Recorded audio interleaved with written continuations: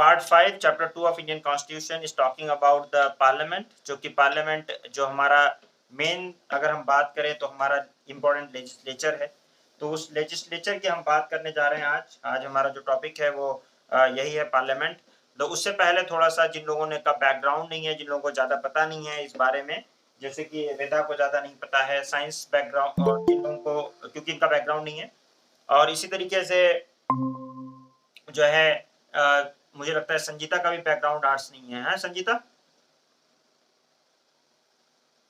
उन लोगों को थोड़ा सा दिक्कत जैसे पार्लियामेंट को समझने में कि यार ये पार्लियामेंट होता क्या है, किस बला का नाम है। ठीक है, ये पार्लियामेंट हमसे मतलब क्या चाहता है, क्या हम पार्लियामेंट है किस लिए, उसकी वजह क्या है, पार्लियामेंट क्यों होता है, बहुत सारे क्वेश्चंस होते हैं हमारे दिमाग में। उन्हीं सब का आंसर हम ढूंढेंगे इन चैप्टर्स उसमें। तो एक जनरल अंडरस्टैंडिंग के लिए मैं आप लोगों को एक फिगर बना के दिखाता हूँ। जो स्टेट है उसको 3 पार्ट्स में डिवाइड कर देते हैं नॉर्मली। स्टेट आप सबको पता है कि नहीं है? सबको पता है स्टेट? तो स्टेट को हम 3 पार्ट्स में डिवाइड करते हैं। एक वो बॉडी, उस बॉडी, ये मॉन्टेस्क्यू ने कहा था कि सारी पावर एक ही बंदे के पास नहीं होनी चाहिए, तो हम जो है इसको 3 पार्ट्स में डिवाइड करते हैं। पहला हमारा जो है वो है क्या है? लेजिस्लेचर, ठीक है ना। दूसरा हमारा है एग्जीक्यूटिव, ओके, और तीसरा हमारा है जुडिशरी, ठीक है जी। ये 3 ऑर्गन है हमारे पास। इसका काम है, लेजिस्लेचर का काम है, ठीक। क्षमा, इसको ऐसे फोकस पकड़ो, मैं कर रहा हूँ, देखते रहो ना, बैठ जाओ, ये ऐसे यहाँ फोकस कर रहे रहो, यहाँ पे फोकस, ठीक, ठीक है, दिखे ये से, मैं देख रही हूँ, आप करिए, ठीक है। लेजिस्लेचर दिख रहा है आप लोगों को, एग्जीक्यूटिव एंड जुडिशरी। लेजिस्लेचर का जो काम है वो क्या है? What is the work of legislature? To make law. क्या नाम है? टू मेक लॉ, कानून को बनाने का काम है, ठीक।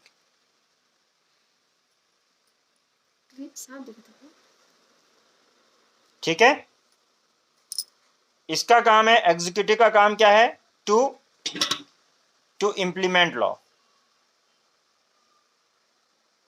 इंप्लीमेंट लॉ को इंप्लीमेंट करना। और इसका काम क्या है? एडजुडिकेट या इंटरप्रेट, ठीक है, लॉ। सबका काम क्या है? ये तीनों का काम जो है वो ये है कि भाई इसका काम है कानून को बनाना, इसका काम है कानून को लागू करना, और इसका काम है कानून को क्या करना? इंटरप्रेट करना, ठीक है। समझ रहे हैं बात को? इसको हम लोग बोलते हैं हिंदी में, इसको बोलते हैं विधायिका। क्या बोलते हैं? विधायिका। लेजिस्लेचर को हम बोलते हैं विधायिका। हाँ, तो कहीं था, उसमें लगा हुआ था, इधर तुम देखो, इस पे फोकस करो, फोकस था इधर, ठीक है, लाए थे नीचे से, ठीक। इसको बोलते हैं विधायिका, इसको बोलते हैं कार्यपालिका,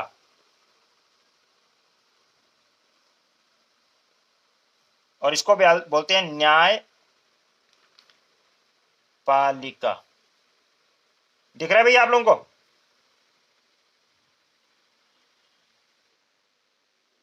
ये जो लेजिस्लेचर है ना, ये सेंट्रल लेवल पे होता है और स्टेट लेवल पे भी होता है, ठीक है। इसी तरह से तो सेंट्रल लेवल पे जो लेजिस्लेचर होता है उसको हम लोग बोलते हैं पार्लियामेंट। क्या बोलते हैं? ठीक है, और इसके 2 हाउसेज हो जाते हैं, लोकसभा, ठीक है, एंड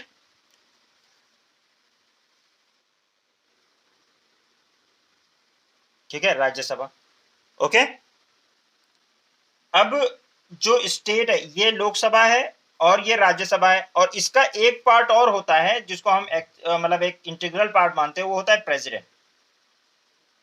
वैसे प्रेसिडेंट एग्जीक्यूटिव है, लेकिन यहां पे लेजिस्लेटिव का भी, पार्लियामेंट का भी पार्ट माना जाता है, ठीक है।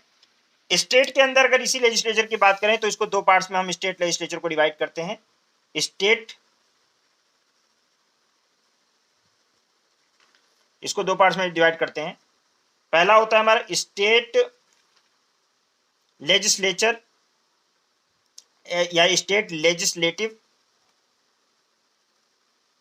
असेंबली, ठीक है। और दूसरा होता है स्टेट लेजिस्लेटिव काउंसिल।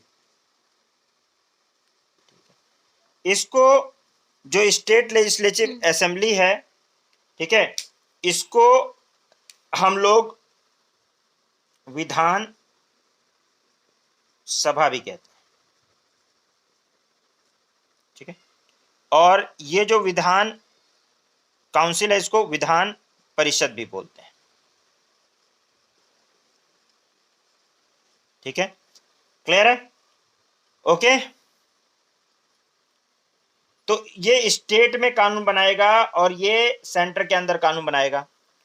हमारे यहाँ पे एक शेड्यूल 7 है, जिस शेड्यूल 7 ने पार्लियामेंट में सेंटर के अंदर पार्लियामेंट दिया हुआ है कि पार्लियामेंट को लिस्ट दी हुई है कि भाई आप जो है इसमें कानून बनाएंगे। दूसरी लिस्ट स्टेट वाली है जिसमें जो है ये स्टेट लिस्ट कानून बनाएगा, और एक कंकरेंट लिस्ट है जिसमें दोनों कानून बना सकते हैं। ये बात आपके समझ में आ गई होगी, ये बात समझ में आ गई, आई भाई पार्लियामेंट वाली। अब हमारे यहाँ दूसरा है एग्जीक्यूटिव की बात करें तो एग्जीक्यूटिव हमारे यहाँ पे जो है दो तरह से होता है। एक होता है आपका temporary executive,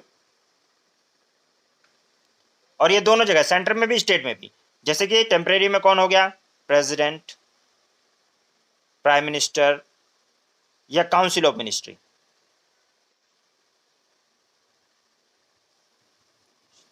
council of minister जो है ये सब क्या हो गया, टेम्परेरी एग्जीक्यूटिव हो गए मेनली, ठीक है। परमानेंट कौन से होते हैं, परमानेंट एग्जीक्यूटिव। परमानेंट एग्जीक्यूटिव जैसे आईएएस ऑफिसर्स होते हैं, जिनको हम आईएएस ऑफिसर्स होते हैं, ठीक है, ब्यूरोक्रेट्स होते हैं जो, ठीक है, वो सब जो होते हैं, सेक्रेटरी वगैरह जो होते हैं, जैसे जनरल क्या नाम है, कैबिनेट सेक्रेटरी है या सेक्रेटरीज वगैरह जितने भी हैं, सब ब्यूरोक्रेसी जो है आपकी, वो सब कौन है, परमानेंट एग्जीक्यूटिव है। सेंटर के अंदर, स्टेट के अंदर कौन है, स्टेट के अंदर, यही बात अगर स्टेट के अंदर हम देख लें, ये तो हमने सेंटर के अंदर देख लिया, ठीक है, ठीक है। इसी सेम चीज को अगर हम स्टेट के अंदर देखेंगे तो स्टेट के अंदर जो होगा वो कौन हो जाएगा, टेम्परेरी एग्जीक्यूटिव कौन होगा, टेम्परेरी एग्जीक्यूटिव होगा आपका गवर्नर, यहीं रख दो, ठीक है, governor, CM and council of ministry जो एंड सो ऑन। परमानेंट कौन होगा, परमानेंट कौन होगा, इसमें आईएएस ऑफिसर्स भी होते हैं और पीसीएस ऑफिसर्स भी होते हैं स्टेट के अंदर एंड सो ऑन। इसी तरीके से जब हम एडजुडिकेशन की बात करते हैं, इंप्लीमेंटेशन की बात करते हैं, तो हमारे यहाँ सबसे ऊपर होता है सुप्रीम कोर्ट, उससे नीचे होता है हाई कोर्ट, उससे नीचे होता है डिस्ट्रिक्ट कोर्ट, उसके नीचे लोअर कोर्ट्स होते हैं, ठीक है। तो ये हायरार्की है, इंटीग्रेटेड जुडिशरी है, ठीक है। अब जो ये है हमारा स्टेट, स्टेट का मतलब मेन काम क्या है कि लॉ को बनाने वाला बॉडी अलग है, विधायिका जिस जो कानून बनाने वाला काम करती है वो अलग है, ठीक।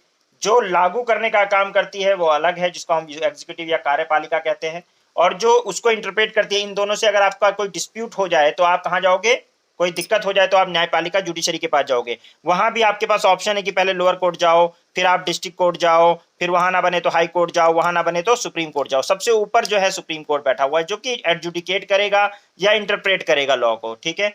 तो ये मेनली स्ट्रक्चर है। हम जिसकी बात कर रहे हैं वो ये सबसे इंपॉर्टेंट जो कानून बनाने वाली संस्था है, दिस इज कॉल्ड पार्लियामेंट। क्या कहते हैं इसको, क्या कहते हैं भाई, फोकस करो जो हमें बता रहा हूँ, ठीक है, ओके। इसको हम क्या कहते हैं, पार्लियामेंट। पार्लियामेंट। तो अब हम लोग जूम इन करेंगे किसको, पार्लियामेंट को, ठीक है। किसको जूम इन करेंगे, बस ऐसे जूम इन मत करो, तुम जूम आउट करो। मैं जूम इन कर रहा हूँ, कैसे करते हैं जूम, ठीक है। तो जैसे था वैसे रखो तुम, ठीक है।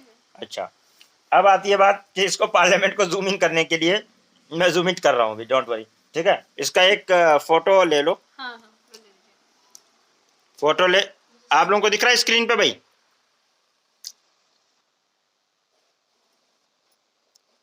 तो स्क्रीनशॉट आ जाएगा।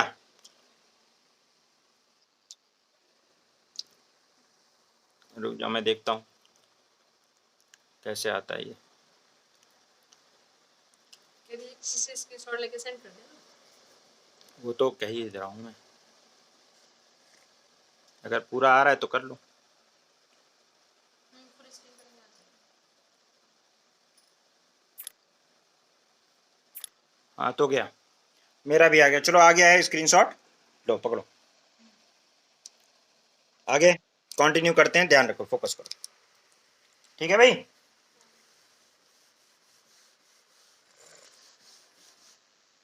चाय पी लीजिए। अरे पहले ये क्या नाम है लड़की बताए मुझे, रिदा कुछ समझ में आया? रिदा, संजीता, हाँ तो पहले मुझे बता दिया करो भाई, तब फिर मैं आगे बढ़ूंगा। मोनी, चाय पी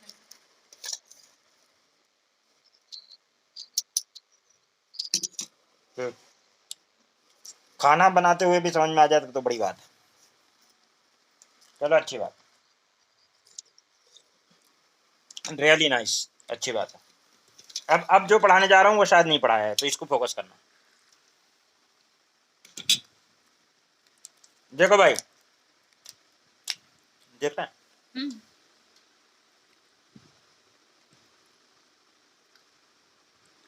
पार्लियामेंट,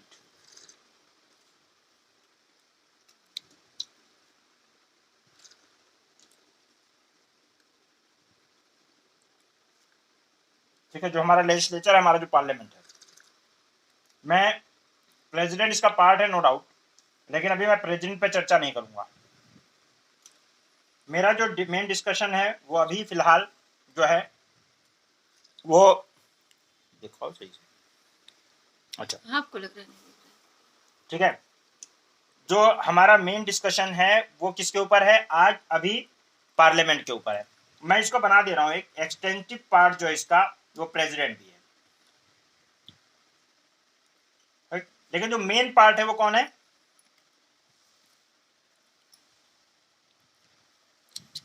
ठीक है साहब, कौन है?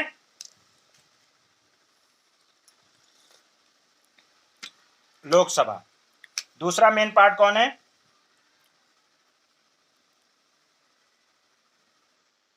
राज्यसभा। अब ये जो लोकसभा है ना सर, इसके अलग अलग नाम है, अलग अलग नामों से इसको जाना जाता है। इसको बोलते हैं लोअर हाउस,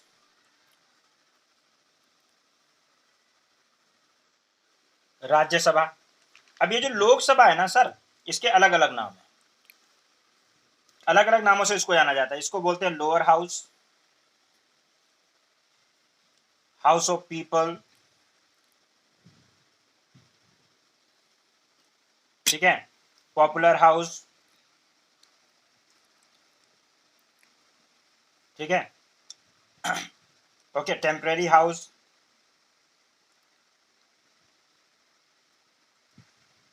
ठीक है, house of Commons,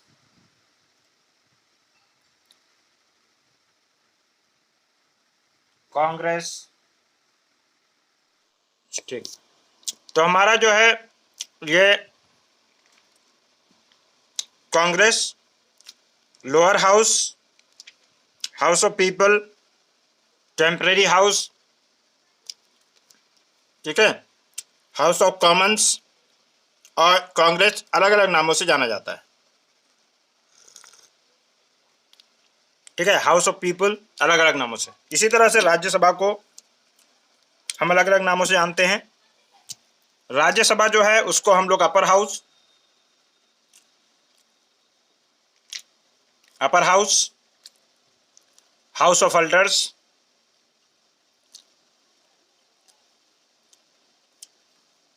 house of elders, ठीक है, और हाउस ऑफ लॉर्ड्स,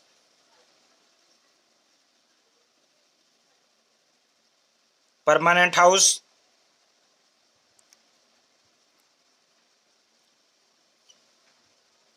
ठीक है, समझ रहे हो, काउंसिल ऑफ स्टेट,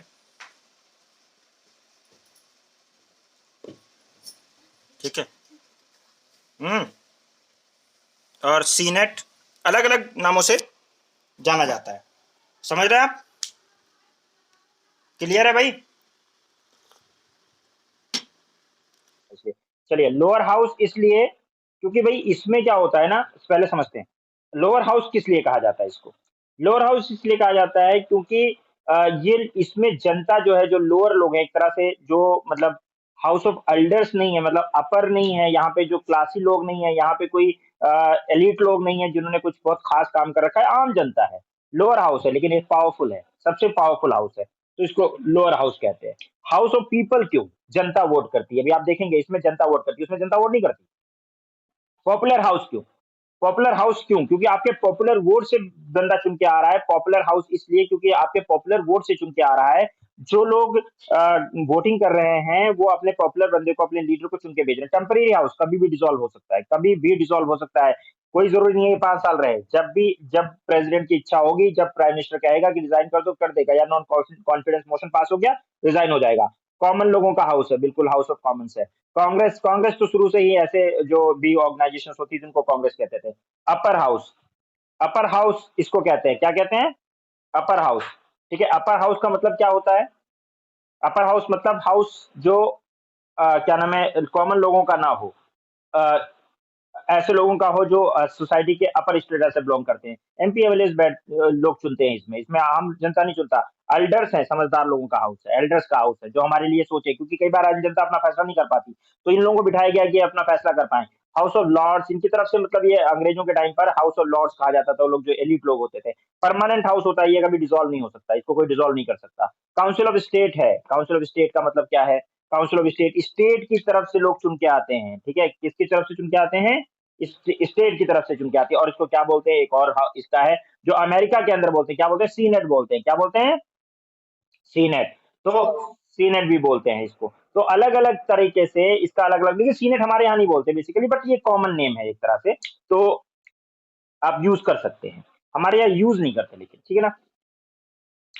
तो मतलब बेसिकली हमारे यहाँ जो यूज करते हैं वो दो चार ज्यादा वर्ड यूज करते हैं। एक तो यहाँ पे लोअर हाउस, यहाँ अपर house, house of people, house of people यहाँ भी हाउस ऑफ एल्डर्स यूज किया जाता है। यहाँ पे हमारे यहाँ पॉपुलर हाउस यूज किया जाता है इसमें, यहाँ पे, और इसको टेम्परेरी हाउस, इसको परमानेंट हाउस यूज किया जाता है। इसको काउंसिल ऑफ स्टेट ज्यादा यूज किया जाता है, जैसे कि अगर आपका शेड्यूल 4 के अंदर देखेंगे तो काउंसिल ऑफ स्टेट वर्ड ज्यादा मिलेगा। ठीक है, हाउस ऑफ कॉमन्स, लेकिन ये अलग अलग नामों से जाना जाता है, तो इसे कंफ्यूज नहीं होना है कि अगर बोला जाए ऐसा कुछ कहा जाए। ये बताएं, अब यहाँ पे ये बात समझ में आ गई होगी आप लोगों के, सबको आ गई, तो मैं आगे बढ़ूं कि मतलब क्यों अलग अलग नामों से जाना जाता है इनको। मतलब ये एक्चुअल में हमारे यहाँ नहीं डेवलप हुआ है कि अलग अलग नामों से जाना जाता है, ये एक्चुअल में, अभी मैं उठा नहीं रहा हूँ। ठीक है, हमारे यहाँ सिर्फ नहीं जाना जाता है कि अलग अलग नामों से जाना जाता हूँ, यहाँ पकड़ो। ठीक है, ये जो है हमारी जो प्रैक्टिसेस रही हैं, हमारी जो प्रैक्टिसेस यानी अंग्रेजों के टाइम से जो प्रैक्टिसेस रही हैं, उनके बेसिस पर जो है ये कहा जाता है कि भैया ये नामों से इनको जाना जाता है। Getting, are you getting? या ब्रिटिश प्रैक्टिसेस या यूएस प्रैक्टिसेस है, तो इस तरह के हाउसेस हैं वहां पे, इस तरह की चीजें हैं, तो हम उस तरह से मानते हैं इनको। गेटिंग? शरीफ के पास मोबाइल नहीं। ठीक है, आपको आवाज आ रही है?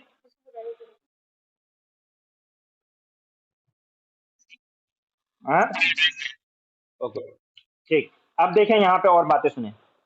इनका जो इलेक्शन होता है वो कैसे होता है, इनको कंपेयर करते हुए हम बात करेंगे।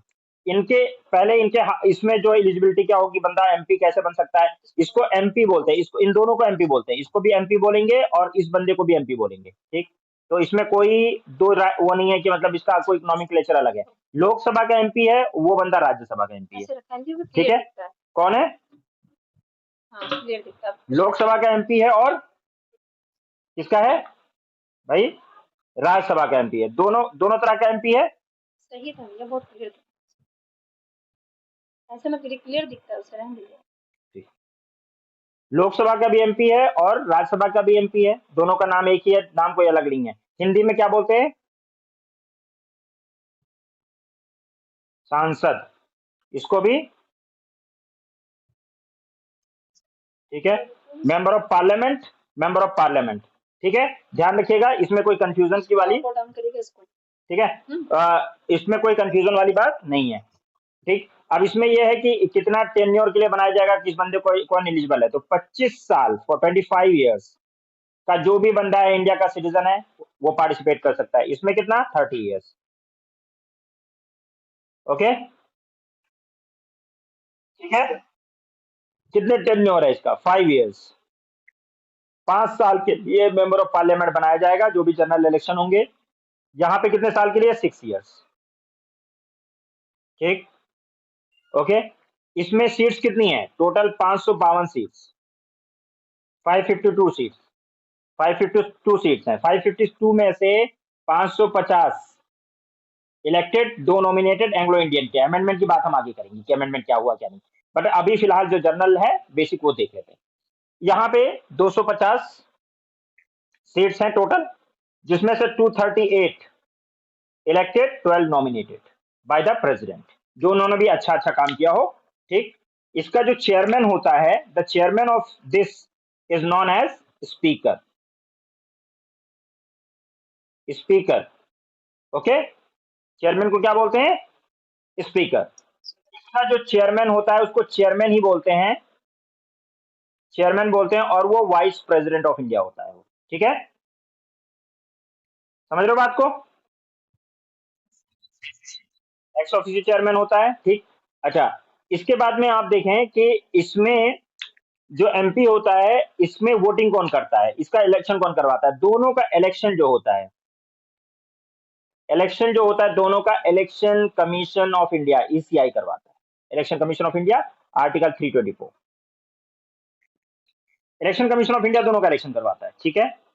ओके।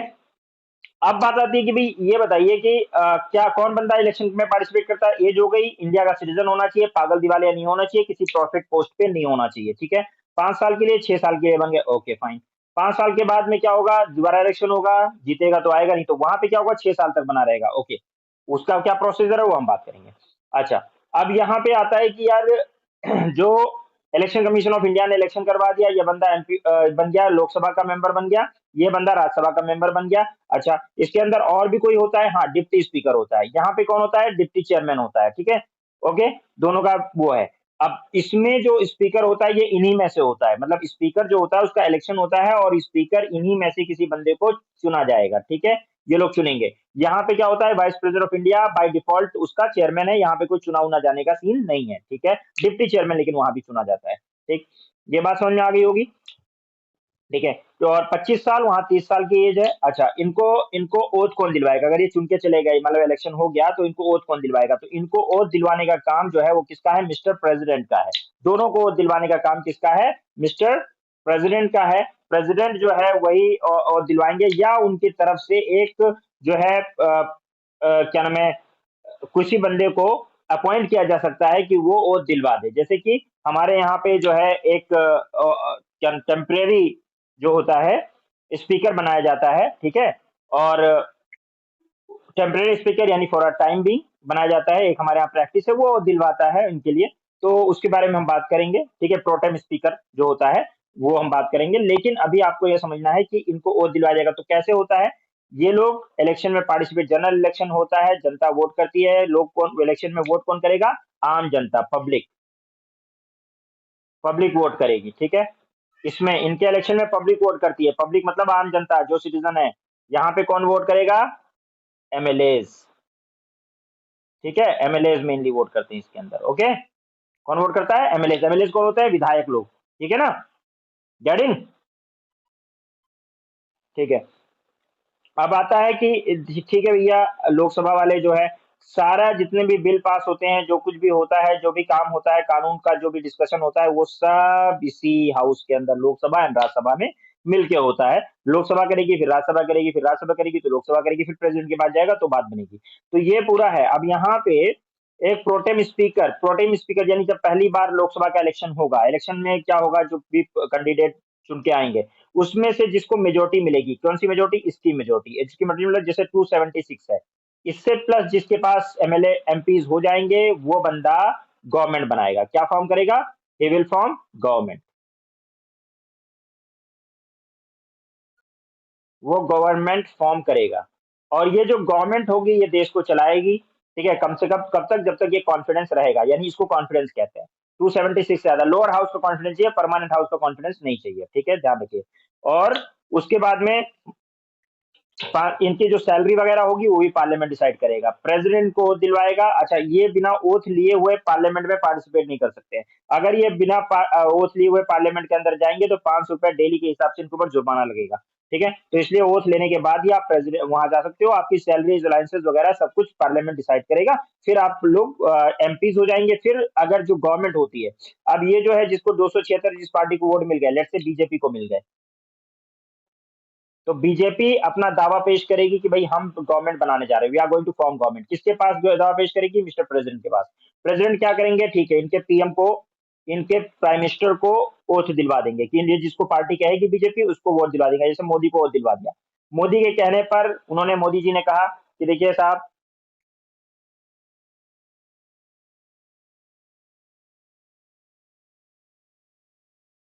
मेरी आवाज कम आने लगे या कुछ हो तो मुझे बताइएगा, ठीक है। मोदी जी ने बताया कि ऐसा है, मेरा काउंसिल ऑफ मिनिस्ट्री मुझे बना के दे दो, ठीक है। Council of ministers Modi ji के कहने पर बना के देंगे इनको, ठीक है। वो कितने साल तक? जब तक कि ये कॉन्फिडेंस रहेगा, 276 वोट रहेगा, तब तक ये रूल करेंगे, ये राज करेंगे। कौन राज करेगा? मिस्टर प्राइम मिनिस्टर, ठीक है। प्राइम मिनिस्टर के एडवाइस पर आप लोगों ने पढ़ा है, सारा काम ये करेंगे साहब, ठीक है। ये आपने पहले पढ़ लिया, काउंसिल ऑफ मिनिस्टर इसको काम करेंगे। ये काउंसिल ऑफ मिनिस्टर एक्चुअल में है कौन? ये एमपीज होंगे। कौन होंगे? एमपीज। और ये एमपीज लोकसभा के भी हो सकते हैं, राज्यसभा के भी हो सकते हैं। कुछ लोग, मैंने बताया 6 महीने के लिए, 6 मंथ के लिए कुछ लोगों को एमपी बनाया जा सकता है, लेकिन 6 महीने के बाद उनको, 6 महीने के अंदर उनको या तो लोकसभा या राज्यसभा का एमपी बनना ही पड़ेगा, ठीक है। ओके, ठीक। अब इसमें जो है, अगर इनको रिजाइन करना हो तो ये स्पीकर को रिजाइन कर सकते हैं, ठीक है, इनकी मर्जी है। और इसके अलावा जो है, अगर ये अपनी पार्टी के खिलाफ जाएंगे, कुछ भी करेंगे, तो इनके ऊपर एंटी डिफेक्शन लॉ लग जाएगा। ये लोग, इलेक्शन कमीशन ऑफ इंडिया जो है इनका इलेक्शन करवाता है, इनको भी सिक्योरिटी जमा करनी पड़ती है, और उसके बाद में फिर इनका इलेक्शन होता है, जनरल इलेक्शन होता है, first pass the post system से वोटिंग होती है, जनता वोट करती है। जिसके भी एक वोट से भी ज्यादा, मतलब जैसे मान लीजिए 100 लोगों ने वोट किया, जिसके सबसे ज्यादा उनमें से वोट है, किसी को 11 वोट मिले, किसी को 10 वोट मिले, किसी को 20 वोट मिले, ऐसे बहुत सारे लोग खड़े होते हैं। किसी के भी सबसे, एक भी वोट की सबसे ज्यादा में से, मतलब किसी को 20 मिले, किसी को 21 मिल गया, तो 21 मिले तो वो जीत गया। तो इसमें ये नहीं होता कि ये पॉपुलर को रिप्रेजेंट करता है, लेकिन कहा जाता है कि ये पॉपुलर रिप्रेजेंटेशन है यहाँ पे। सो ये हमारा पार्लियामेंट है। पार्लियामेंट के साथ साथ हमारा यहाँ पे जो है आपको दिख रहा है आपका एमपीज का। तो ये वाला जो हमारा सेगमेंट है, ये राज्यसभा वाला, इसमें आपने देखा कि 6 साल के लिए यहाँ पे चुना जाता है। तो इसमें क्या होता है? इसमें क्या होता है कि एमएलए वोट करते हैं, कोटा सिस्टम है भैया। जिस स्टेट का, हर स्टेट का अलग अलग कोटा है। जैसे यूपी का हमारा 31 सीट्स हैं। कितनी सीट्स हैं? 31 सीट्स, ठीक है। ऐसे ही आप शेड्यूल 4 खोल के देखेंगे। कौन सा शेड्यूल? 4। शेड्यूल 4 खोल के देखेंगे तो वहां पे वो लिखा रहेगा कि भैया कितनी राज्यसभा की, किसके किसके लिए, कौन से स्टेट के लिए कितनी सीट्स हैं, वो क्लियर लिखा हुआ है। जब ये बात बता दी गई कि इतनी सीट्स हैं आपकी लोकसभा के लिए या राज्यसभा के लिए, ठीक है, तो बस जितने, ये सीट बता दी गई कि 31 सीट है लोकसभा के लिए, हमारे वो राज्यसभा के लिए हमारे पास। तो 31 सीटों पर हमारे यहाँ के एमएलए वोट करेंगे। किसके एमएलए वोट करेंगे भैया? कौन से एमएलए वोट करेंगे? यूपी वाले एमएलए 31 सीट पे। इसी तरह जितनी भी सीट्स होंगी उसके हिसाब से वहां के लोग वोट करेंगे। क्या हो रहा है ये? इसको हुआ क्या है?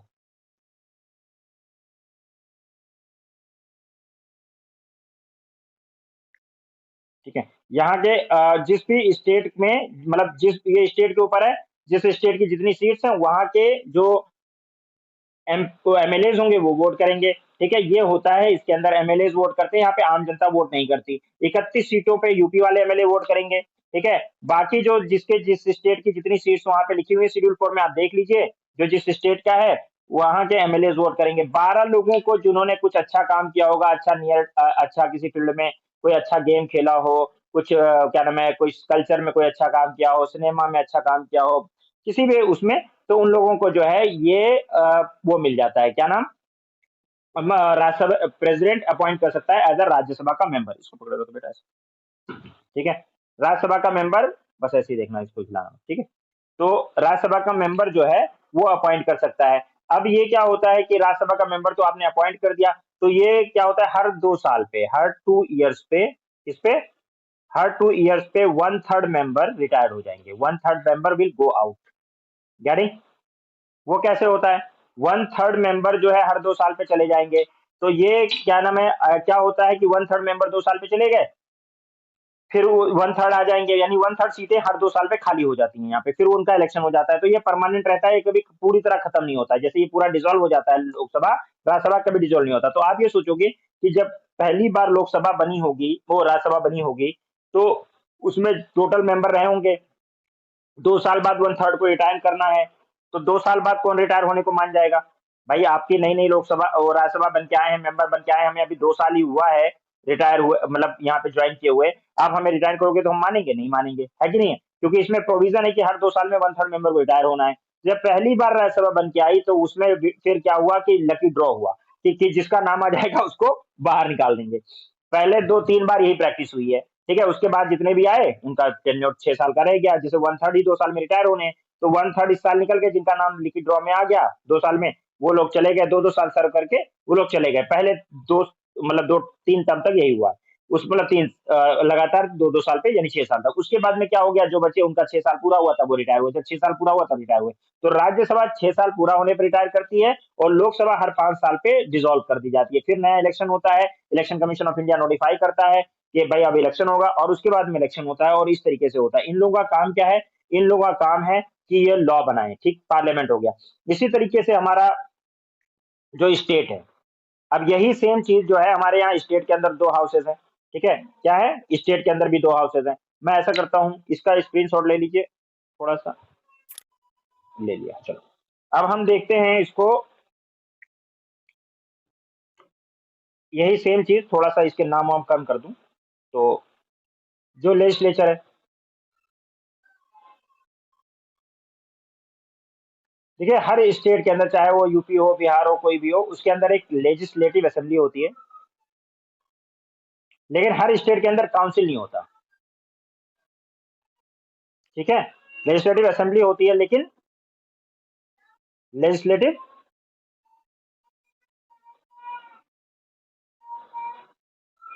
काउंसिल नहीं होता, ठीक है। काउंसिल हर स्टेट में नहीं है, लेकिन बहुत सारे स्टेट में है, जैसे यूपी में है, ठीक है। ठीक है, ठीक है, आ रहा हूँ, जरा 2 मिनट रुक जाओ भाई, 2 मिनट, इसको चालू तो कर दूं recording. MLC, member of legislative council. अब मुझे ये बताओ, क्या यूपी में, क्या बिहार के अंदर लेजिस्लेटिव काउंसिल है क्या जनाब? तुम लोग बताओ। MP में तो नहीं है यार, कैसी बातें कर रहे हो?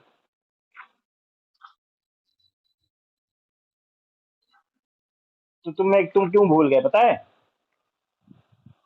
क्योंकि तुमने खुद याद किया होगा। क्या कहते हो? तुमने खुद याद किया है ना? तुम क्यों भूल गए? क्योंकि तुमने खुद याद किया है। क्या मैं गलत कह रहा हूँ, या किसी ने याद करवाया है?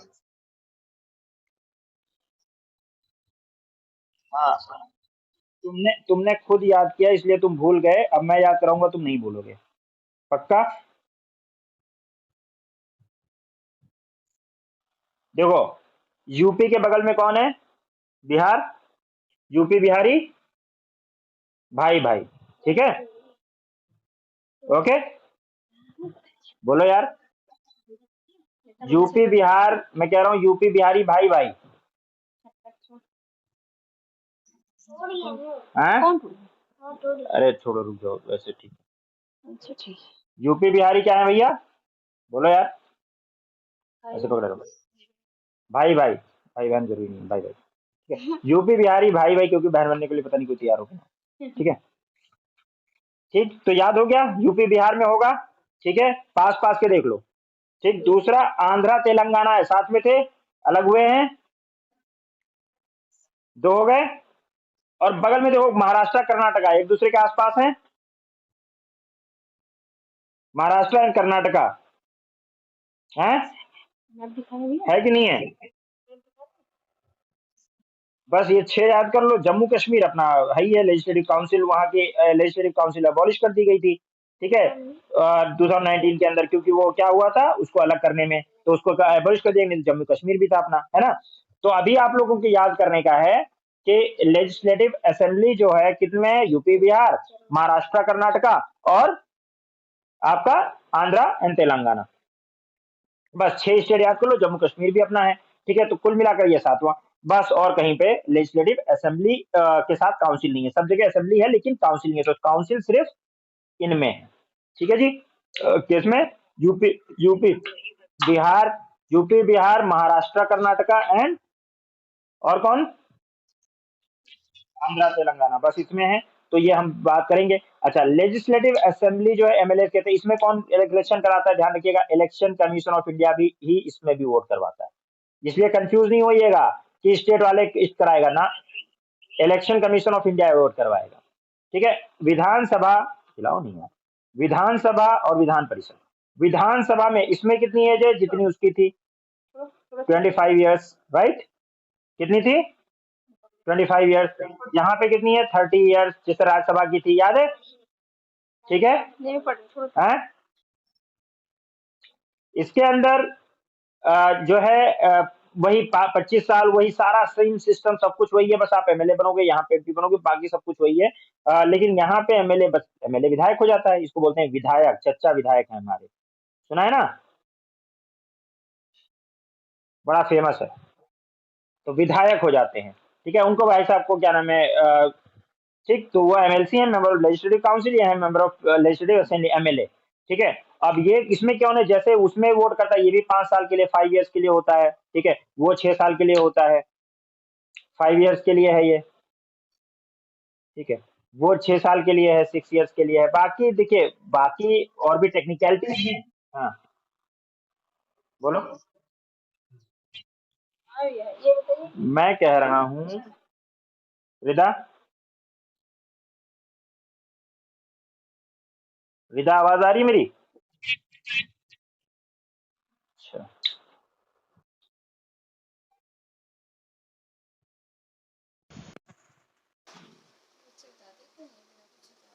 बता दिया करो भाई, आवाज ब्रेक हो रही तो बता देते। मैं अभी आवाज आ रही है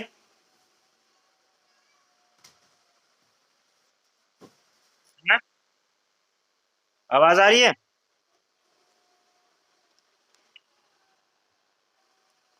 ठीक है, तो देखो, विधान मैंने बताया, विधानसभा जो है वो इक्विवेलेंट है, विधानसभा जो है वो इक्विवेलेंट है लोकसभा के, और विधान परिषद जो है इक्विवेलेंट है राज्यसभा के, ठीक है, स्टेट के अंदर। बात आ रही समझ में? और इसमें जो लेजिस्लेटिव असेंबली है, इसके जो मेंबर हैं उनको एमएलए कहा जाता है। हर स्टेट के अंदर विधान परिषद नहीं है, विधान परिषद सिर्फ यूपी में, बिहार में, ठीक है, आंध्रा में, तेलंगाना में और महाराष्ट्र में एंड कर्नाटका के अंदर है, प्लस जम्मू कश्मीर था लेकिन उसको भी एबॉलिश कर दिया गया था।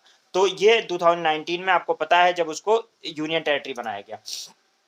उससे पहले जो है ये सारा विधानसभा, अच्छा, विधानसभा जो होते हैं इनके मेंबर्स को एमएलए कहते हैं, ये इक्वल होते हैं लोकसभा के एमपीज के बराबर, ये राज्यसभा मतलब इक्वलेंट होते हैं स्टेट के अंदर, और ये राज्यसभा के जो एमएलसीज होते हैं ये राज्यसभा के एमपीज के इक्वलेंट होते हैं। और यहाँ पे जो है ये स्टेट के लिए कानून बनाते हैं। बस इतना अभी आपको फिलहाल समझना है, बाकी हमें पढ़ना है पार्लियामेंट, फिर जब इसकी बात आएगी तो हम इसको चर्चा करेंगे। क्या आपको इतनी बात समझ में आ गई तो मुझे बता दीजिए। इक्विवेलेंट होता है एमएलए। अब स्टेट की जो मतलब स्टेट के अंदर उसी तरह से चुना जाता है, उसी तरह सारी पावर्स होती हैं। तो स्टेट का मतलब एक ऐसा ही जैसे सिस्टम चलता है आपका सेंटर का, उसी तरह इक्विवेलेंट सिस्टम चलता है स्टेट का भी। तो हमें यहाँ पे अभी जो हम चर्चा कर रहे हैं वो ये चर्चा कर रहे हैं, अरे बेटा थोड़ा हट जाओ आप, यहाँ आ रहे हो वीडियो में अनस, ठीक है। तो ठीक है भाई, ओके। तो हमारा जो आपने देखा कि पार्लियामेंट जो है वो, अब मैं थोड़ा सा समराइज कर दे रहा हूं, अगर नहीं समझ में आया होगा तो आ जाएगा। देखिए, हमारे यहाँ पे हम लोग क्या करते हैं कि एक हमारे यहाँ कानून बनाने वाली संस्था है जो कि बहुत इंपॉर्टेंट संस्था है, जिसको हम लोग बोलते हैं पार्लियामेंट। सारी पावर जो हमारी है वो एक्चुअल में किसके पास है? सारी पावर जो हमारी है वो किसके पास है, कानून बनाने की, पार्लियामेंट के पास। पार्लियामेंट में भी स्पेशली दो हाउसेज में से एक जो बहुत पावरफुल हाउस है जिसको हम बोलते हैं लोकसभा। लोकसभा जो है एक्चुअल में लोअर हाउस को कहते हैं और वो जो है बहुत ही पावरफुल हाउस होता है। अब स्टेट में जो कानून बनाने वाली संस्था जैसे यूपी है, अब यूपी के अंदर जो है कानून बनाने वाली एक संस्था होगी जिसको हम स्टेट लेजिस्लेचर बोलते हैं और उसके अंदर जैसे वहां पर पार्लियामेंट है, यहाँ पे स्टेट लेजिस्लेचर है, उसमें दो हाउसेज हैं, लोकसभा एंड राज्यसभा। यहाँ भी अक्सर दो हाउसेज होते हैं लेकिन बहुत यहाँ पे भी मतलब दो हाउसेज होने चाहिए लेकिन हर स्टेट के अंदर दो हाउसेज नहीं है, जरूरत महसूस नहीं हुई क्योंकि उतनी पावर नहीं होती उसकी विधान परिषद की, इसलिए नहीं बनाते हैं। तो लोकसभा वहां पे है और और राज्यसभा है सेंटर के अंदर परमानेंट, लेकिन यहाँ पे स्टेट के अंदर विधायिका में जो स्टेट में जो है विधानसभा तो सब जगह है, विधानसभा मतलब लेजिस्लेटिव असेंबली, लेकिन काउंसिल हर स्टेट के अंदर नहीं है, हर किसी स्टेट में है किसी में नहीं है। तो मैंने बताया कि किन स्टेट्स में 6-7 स्टेट के अंदर मैंने बताया कि आपका लेजिस्लेटिव काउंसिल और स्टेट दोनों काउंसिल और असेंबली दोनों है, बाकी नहीं है। राज्य लोकसभा का एमपी, बस ये बात ध्यान रखिए। बाकी इसके जो विधानसभा होता है, जैसे आपके यहाँ पे अमानतुल्लाह खान है वो दिल्ली के एमएलए, एमपी नहीं, दिल्ली के एमएलए है, मतलब दिल्ली में वो ओखला जो विधानसभा है क्षेत्र है उसके वो एमएलए है, ठीक है। वो स्टेट की विधानसभा में यानी दिल्ली की विधानसभा में जाके बैठेंगे, लेकिन जो आपके जैसे संजय सिंह है या जो क्या नाम है आपके स्मृति ईरानी है या जो है मीनाक्षी लेखी है, ये सब सांसद हैं, ये पार्लियामेंट में जाके बैठेंगी। गौतम गंभीर है वो सांसद है, वो कहाँ जाके बैठेगा, पार्लियामेंट में, ठीक है। तो स्टेट का जो निजाम चलाता है वो स्टेट का चीफ मिनिस्टर चलाता है और इसी तरीके से जो पूरे कंट्री का निजाम है वो प्राइम मिनिस्टर चलाता है। हर स्टेट का एक गवर्नर होता है, सेंटर के अंदर एक मतलब प्रेसिडेंट होता है। तो यहाँ पे हमारा जो पार्लियामेंट है उसमें दो हाउसेस की मैंने बात की, एक बात की लोकसभा की और दूसरी बात की राज्यसभा की। लोकसभा का जो एमपी होता है, लोकसभा का जो एमपी होता है वो एक पावरफुल इंस्टीट्यूशन है, उसको जनता चुनती है और राज्यसभा के जो एमपीज होते हैं उनको जनता नहीं चुनती है, उनको एमएलए वोटिंग करते हैं और प्रेसिडेंट नॉमिनेट करते हैं। तो डायरेक्ट आपने कभी राज्यसभा के एमपी के इलेक्शन में पार्टिसिपेट नहीं किया होगा, लेकिन लोकसभा का जो भी 18 साल से ऊपर का है, लोकसभा का जब इलेक्शन होता है तो उसमें वो पार्टिसिपेट करता है और वो एमपी बना के भेजता है। फिर एमपी जिस पार्टी के सबसे ज्यादा 276 से ज्यादा वोट हो जाते, सीट्स हो जाती हैं, मेजोरिटी हो रही है, मुझे सरकार बनाने दीजिए, और प्रेसिडेंट उसमें से प्राइम मिनिस्टर को वोट दिलवा देता है, प्राइम मिनिस्टर के कहने पर काउंसिल ऑफ मिनिस्ट्री बन जाती है और वो लोग काम करते हैं एग्जीक्यूटिव वाला, और वो रिस्पॉन्सिबल किसको होते हैं, लेजिस्लेचर को रिस्पॉन्सिबल होते हैं। लेजिस्लेचर का मतलब कौन, लोकसभा को रिस्पॉन्सिबल होते हैं। कोई भी गलत काम करेंगे लोकसभा वाले पकड़ लेंगे, हाँ भाई क्यों कर रहे थे, उसके लिए अब वो कैसे लॉ बनाएंगे, उनका तरीका क्या होगा। तो सबसे पहले तो चुन के आएंगे एमपीज और एमएलए, क्यों मुझे ले रहे हो, उधर ही रहो। तो क्या नाम है, सबसे पहले चुन के आएंगे एमपीज एंड एमएलए, ठीक है। वो एमपीज और एमएलए जो चुन के आएंगे, सॉरी अपने अपने मतलब स्टेट में एमएलए और सेंटर के अंदर एमपीज जो चुन के आएंगे वो लोग सरकार बनाएंगे। इतना आपको समझ में आ गया होगा, स्टेट के अंदर एमएलए सरकार बनाएंगे और सरकार मतलब मेजोरिटी हो जाएगी तो सरकार बनाएंगे और सेंटर के अंदर एमपीज करेंगे। ये बस ऐसे कंपेयर करते रहिए थोड़ा सा। लेकिन हमें क्योंकि स्टेट लेजिस्लेचर बाद में आएगा, अभी आपका जो चैप्टर है वो पार्लियामेंट है, तो पार्लियामेंट की ही अब बात करेंगे हम। थोड़ा सा मैंने आपको बता दिया कि इसी के इक्विवेलेंट इंस्टीट्यूशन जो है वो स्टेट के अंदर स्टेट लेजिस्लेचर होता है। अब आता है एमपी जो होते हैं उनका, एमपी जो है लोकसभा का और एमपी राज्यसभा का मैंने बता दिया। ओथ कौन दिलवाएगा इनको, प्रेसिडेंट दिलवाएगा जब ये चुन के आएंगे, ठीक है। और ये लोग क्या काम करेंगे, ये मिनिस्टर नहीं होंगे, ध्यान रखिएगा, ये सिर्फ कानून बनाने वाले लोग हैं। ये हर पार्टी के हो सकते हैं, जैसे मान लीजिए 5 ही विधायक 5 ही एमपी जो है वो उसके आ गए, आपके आ गए। 4 एमपी जो है वो कांग्रेस के, 50 एमपी कांग्रेस के आ गए। 276 एमपी लेकिन चाहिए सरकार बनाने के लिए। जिसके पास 276 एमपी होगी वो मैजिकल नंबर रहेगा, वही सरकार बना पाएगा। जो बाकी लोग अपोजिशन में जाएं, जिनके भी पास वो नहीं है, फिर वो लोग क्रिटिसाइज करते हैं। जैसे कोई कानून बनना शुरू होगा तो ये 50-60 लोग जो हैं जो माइनॉरिटी में रहेंगे, लेकिन 50-60 लोग हैं तो वो आवाज उठाएंगे, ये गलत है, ये गलत है, ये ऐसा नहीं होना चाहिए। बस यही पार्लियामेंट का काम है कि कानून बनाना है, और कोई भी मुद्दा हो जाता है, पब्लिक इंपॉर्टेंस का मैटर है, कोई चीज है, तो उसको उस पर डिस्कशन करना है कि भाई ये गलत कर रहे हो, ऐसा कर रहे हो। तो उसका प्रोसीजर है, पूरा तरीका है जिसमें हम बात करेंगे। अभी यह है कि पार्लियामेंट में जाओगे कैसे।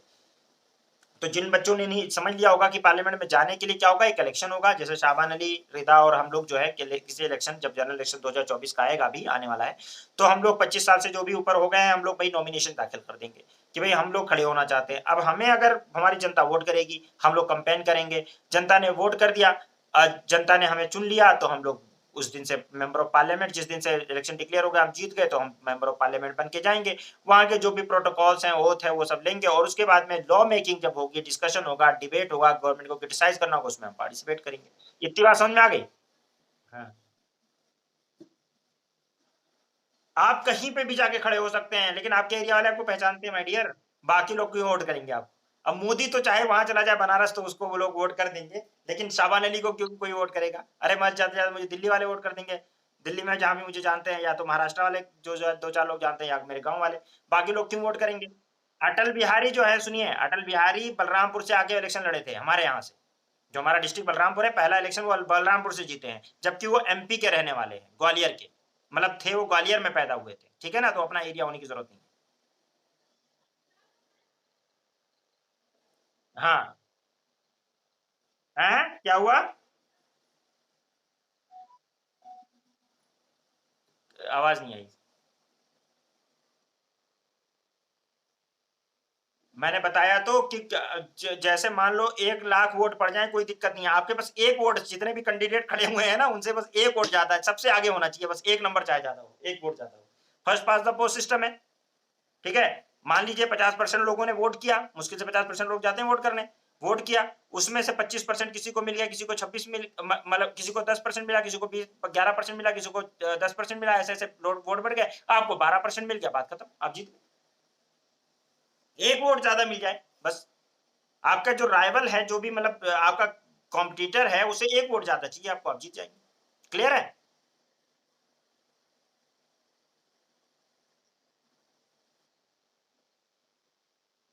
उस कॉन्स्टिट्यूएंसी में, जब वो उस कॉन्स्टिट्यूएंसी का ही तो देखेंगे भाई, आप अपनी कॉन्स्टिट्यूएंसी में ही तो इलेक्शन लड़ेंगे, आप कहीं दूसरी कॉन्स्टिट्यूएंसी का थोड़ी ना कंपेयर होगा, ठीक है ना? आपकी जैसे लोकला में, आप मान लीजिए ओखला में खड़ी हो गई, कहीं भी खड़े हो सकते हैं आप, आपकी मर्जी है, कोई सी भी कॉन्स्टिट्यूएंसी में जाके खड़े हो जाइए, आप खड़े हो सकते हैं, खड़े होने में कोई बुराई नहीं है, ठीक है? लेकिन आप वोटिंग, आप खुद का वोट वहीं कर सकते हैं, जहां जिस कॉन्स्टिट्यूएंसी में जो है आप एज अ वोटर रजिस्टर्ड है। और एक बंदा 2 सीटों पे वोट लड़ सकता है, जैसे मोदी, लेकिन एक वो सीट बाद में छोड़ना पड़ेगा, बताऊंगा मैं।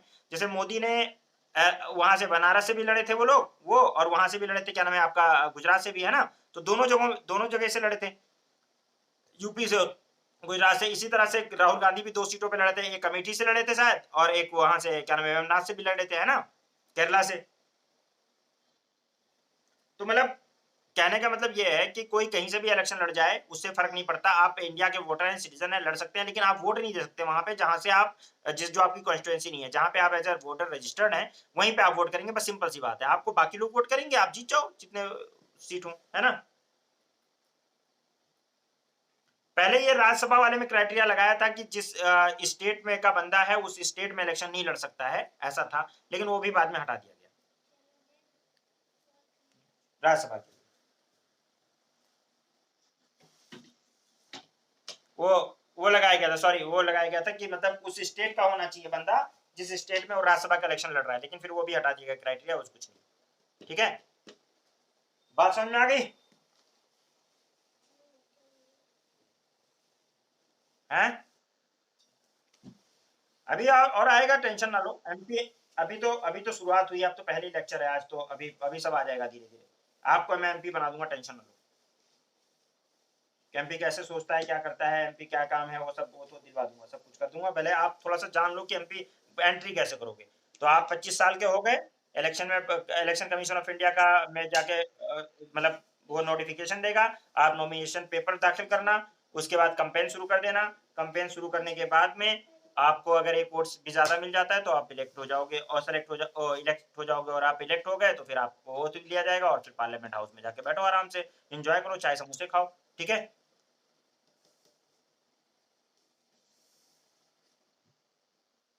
हैं? क्या हुआ? सुनने में तो आसान लग रहा है, और चाय समोसे भी बहुत सस्ते मिलते हैं वहां, पहले 1 रुपए में मिलता था चाय, और इतना बड़ा समोसा मिलता था 1.5 रुपए में, पता नहीं, ठीक है? हाँ, बहुत बड़ा समोसा, उनको सब्सिडी मिलती है ना हर चीज पे, तो बढ़िया है, उनका बड़ा जबरदस्त काम रहता है। ठीक है, चलें, फिर इंशाल्लाह कल और बाकी बातें करेंगे हम लोग। अभी तो बहुत डिस्कशन करना है आपको, अपना पॉलिटिकल सिस्टम इससे समझ में आएगा पार्लियामेंट से ही। तो अभी हमने बुक नहीं खोली है, अभी मैंने आपको थोड़ा-थोड़ा बताया है। आई होप कि थोड़ा बहुत समझ में आ गया होगा, बाकी चीज़ें धीरे-धीरे समझ में आ जाएँगी। क्या नाम इसका संजीता, आपको समझ में आया? ठीक है, ओके। रिदा, थोड़ा बहुत समझ में आया? रिदा मैं थोड़ा बहुत लगा रहा हूँ क्योंकि रिदा यस, थोड़ा बहुत आया है ना? चलो, धीरे-धीरे ज़्यादा आ जाएगा, डोंट वरी। चलो, ठीक है। नदीम, तुम्हें तो पूरा-पूरा आया होगा, तुम तो समझदार हो। क्या कहते हो? पूरा समझ में आया ना?